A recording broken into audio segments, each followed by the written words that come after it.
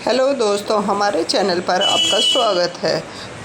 हमारे चैनल को देखने के लिए आप हमारे चैनल पर आते रहिए और हमारे चैनल को लाइक, शेयर और सब्सक्राइब करते रहिए। आज हम आपको अमिताभ बच्चन और रेखा की लव स्टोरी के बारे में बताएंगे। बॉलीवुड के महानायक अमिताभ बच्चन और ब्यूटी क्वीन रेखा की लव स्टोरी के बारे में कौन नहीं जानता। फिल्मी गलियों में एक ऐसा दौर भी था जब अमिताभ बच्चन और रेखा की जोड़ी को बॉलीवुड की सबसे हॉट जोड़ी कहा जाता था और उनकी प्रेम कहानियों के चर्चे लोगों की जुबां पर रहते थे। कहा जाता है कि दोनों में सीक्रेट लव था। उनकी जोड़ी ने पर्दे पर एक से बढ़कर एक फिल्में दी थी। काम के दौरान ही दोनों के बीच नज़दीकियां बढ़ी थी। अमिताभ ने तो कभी रेखा के संग प्यार को कबूल नहीं किया, लेकिन रेखा आज भी दिल ही दिल में उनको अपना मानती है। तो चलिए अमिताभ के 80वें जन्मदिन पर बॉलीवुड के शहंशाह 80 किस्से सीरीज के तहत आपको बताते हैं अमिताभ और रेखा की लव स्टोरी के बारे में।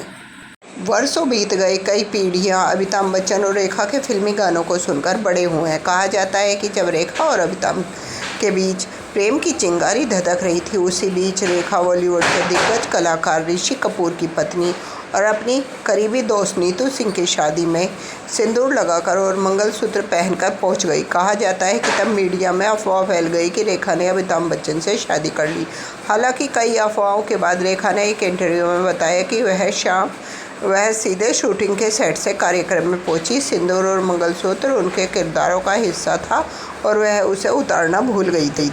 अमिताभ बच्चन और रेखा ने साल 1976 में फिल्म दो अनजाने के दौरान एक दूसरे को डेट करना शुरू किया। उनकी रियल लाइफ केमिस्ट्री का अंदाज़ा लोगों को उस वक्त हुआ जब फिल्म गंगा की सौगंध के सेट पर रेखा के साथ बदसलूकी करने पर अमिताभ ने अपने को स्टार पर अपना आपा खो दिया, जिसके बाद ही दोनों को लेकर उड़ती अफवाहों ने सुर्खियां पकड़ ली।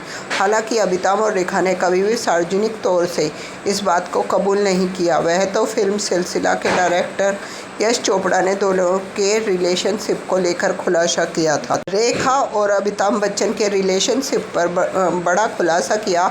उन्होंने कहा था कि किसी को इसकी फिक्र नहीं कि मैं क्या चाहती हूँ, मैं तो दूसरी औरत हूँ। उन्होंने जया पर भी बिना नाम लिए निशाना साधा कि दूसरा इंसान तो सबकी नज़र में बेचारा बना हुआ है। कोई ऐसे शख्स के साथ एक छत के नीचे कैसे रख सकता है जब वह जानता है कि दूसरे से प्यार करता है। जब दोनों के अफेयर की खबरें आग की तरह फैल रही थी, तब भी अमिताभ बच्चन खामोश थे, लेकिन ये खबरें जया के कानों तक पहुँच गई थी।